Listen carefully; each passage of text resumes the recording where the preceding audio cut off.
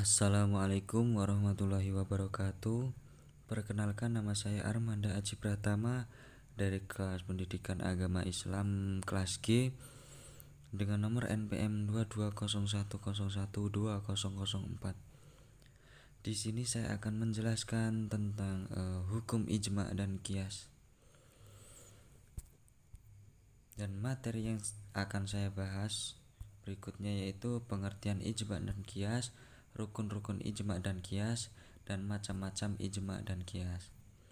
Langsung saja ke materi pembahasannya, yaitu yang pertama, pengertian ijma dan qiyas. Selain secara bahasa, ijma berarti sebagai suatu hal berupa mengumpulkan berbagai macam perkara yang kemudian memberi hukum atas perkara tersebut serta meyakini hukum tersebut. Sedang secara umum, ijma adalah sebuah kebulatan atau keputusan dari pendapat-pendapat yang berasal dari para ulama ijtihad setelah wafatnya Nabi Muhammad SAW. Nah, ahli ijtihad yaitu ijtihad pengertiannya sendiri adalah pengerahan untuk memecahkan suatu masalah atau pengerahan segenap upaya kita untuk menemukan suatu hukum secara rinci.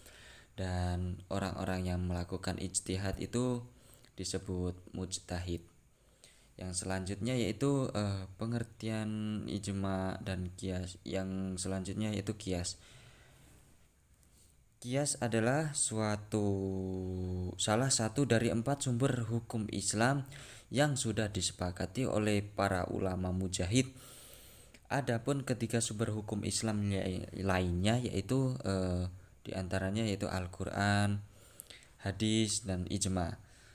Secara bahasa, kata qiyas berasal dari akar kata kosa yakisu kisaan yang berarti suatu pengukuran. Selain itu, secara bahasa, qiyas berarti sesuatu tindakan untuk mengukur suatu hal atau peristiwa yang kemudian disamakan. Materi selanjutnya yaitu rukun-rukun ijma dan qiyas. Rukun ijma ada 4. Di antaranya yang pertama yaitu ketika ada suatu peristiwa atau permasalahan yang solusinya membutuhkan ijma, harus ada beberapa orang yang sudah setara dengan mujtahid. Yang selanjutnya yaitu semua mujtahid yang ada pada pembuatan ijma harus memiliki kesepakatan atas hukum dari semua masalah tanpa harus memandang atau melihat suku, ras, kelompok, dan negeri tertentu. Masuknya di situ tidak membeda-bedakan antara orang lain ya.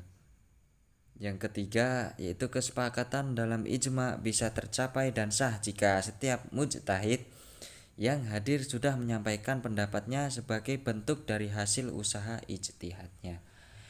Yang selanjutnya yang terakhir yaitu kesepakatan hukum yang sudah dicapai saat melakukan ijma berasal dari hasil kesepakatan para ulama dan mujtahid secara keseluruhan.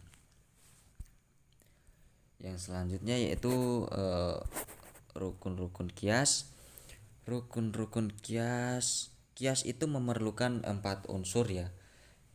4 unsur diantaranya yaitu yang pertama ada al-aslu.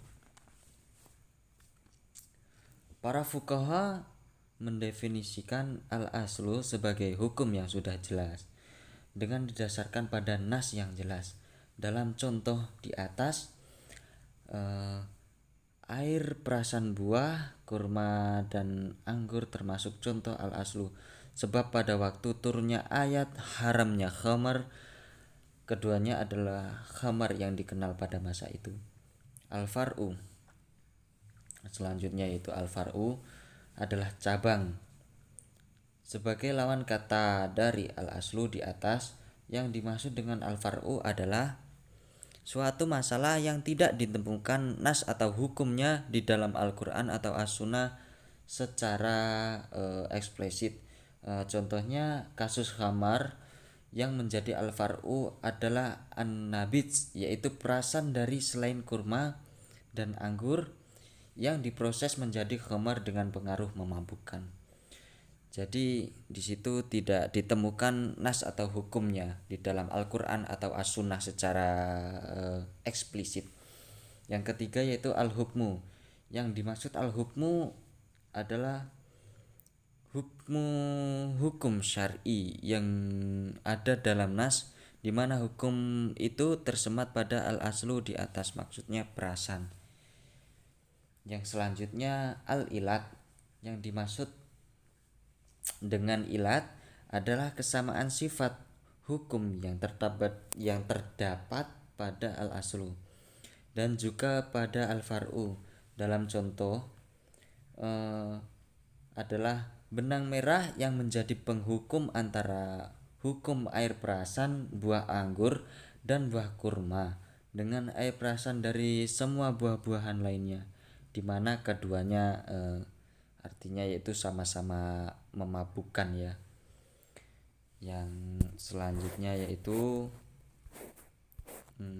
macam-macam ijma dan kias. Ijma terdiri dari dua jenis, yaitu ijma al-sukuti dan ijma al-syarih. Yang pertama yaitu ijma al-sukuti. Ijma al-sukuti merupakan jenis ijma pada saat para ulama atau para ahli ijtihad mengambil suatu keputusan untuk diam, tetapi diamnya para ulama atau para ahli ijtihad karena sudah setuju dengan semua pendapat yang telah disampaikan oleh para ahli ijtihad dan ulama lainnya. Yang kedua yaitu ijma al-syarih. Ijma al-syarih adalah ijma yang dimana para ulama dan ahli ijtihad masing-masing menyampaikan pendapatnya terkait dengan permasalahan secara terjadi, baik itu disampaikan dengan lisan atau secara tertulis. Pendapat yang disampaikan ini berupa setuju atau tidak terhadap pendapat yang telah disampaikan oleh para ulama dan ijtihad lainnya. Ijma al-syarih ini memiliki sebutan yang cukup beragam seperti diantaranya ijma qauli, ijma hakiki, ijma bayani, dan yang lainnya banyak. Yang selanjutnya yaitu jenis-jenis kias.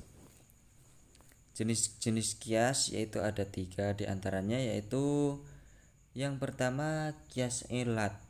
Kias ilat yang pertama yakni jenis kias yang sudah jelas ilat dari kedua persoalan yang dibandingkan atau diukur, sehingga baik masalah pokok maupun cabang sudah jelas ilatnya. Kias ilat kemudian terbagi lagi menjadi beberapa jenis, misalnya kias jali. Kias jali yaitu kias yang sudah jelas ilat dari kedua persoalan yang dibanding atau kias jali ya maaf. Kias jali yakni jenis kias yang ilat suatu persoalan bisa ditemukan nasnya dan bisa ditarik kesimpulan nasnya, namun bisa juga sebaliknya. Contohnya hukumnya misalnya adalah pada persoalan larangan untuk menyakiti kedua orang tua dengan perkataan kasar. Yang selanjutnya yaitu kias kahfi. Kias kahfi yaitu jenis kias yang ilat suatu persoalannya diambil dari ilat masalah pokok. Contohnya yaitu salah satu contoh dari jenis kias yang kahfi ini adalah hukum membunuh manusia baik dengan benda yang ringan maupun yang berat, di mana hukum keduanya adalah haram atau dilarang, sebab membunuh adalah kejahatan sekaligus dosa karena mendahului kehendaknya Allah Subhanahu wa taala.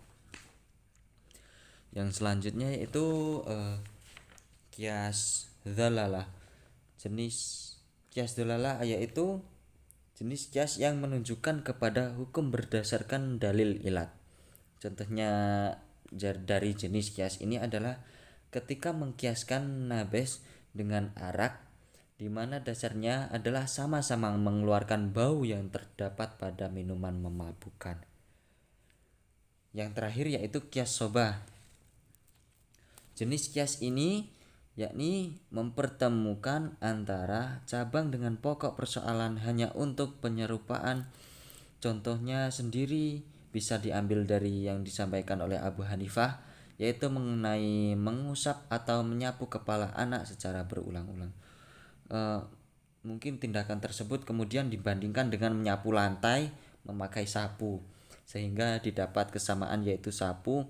Hanya saja untuk kias sobah sendiri oleh beberapa muhakikin ada mendapatkan penolakan sehingga menjadi jenis kias yang terbilang jarang diterapkan.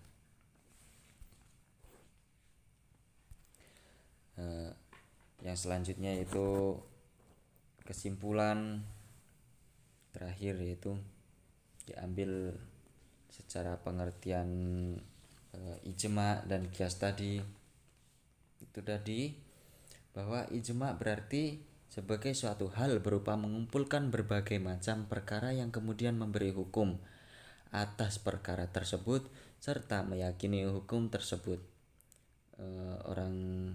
Sebuah kebulatan atau keputusan dari pendapat-pendapat yang berasal dari para ahli ulama, yaitu ijtihad. Pengerahan untuk memecahkan suatu masalah atau pengerahan segenap upaya untuk menemukan suatu hukum secara rinci, dan orang-orang yang melakukan ijtihad tersebut adalah mujtahid. Dan kias sendiri yaitu adalah salah satu dari 4 hukum sumber hukum Islam yang sudah disepakati oleh para ulama dan mujahid. Dan ketiga di antara sumber hukum Islam tersebut antara lain yaitu Al-Quran, hadis, dan ijma. Kias sendiri berasal dari kata kasa ya kisu yang sudah saya sebutkan pertama tadi, yang artinya yaitu pengukuran. Selain secara bahasa, kias berarti suatu tindakan untuk mengukur suatu hal atau peristiwa yang kemudian disamakan.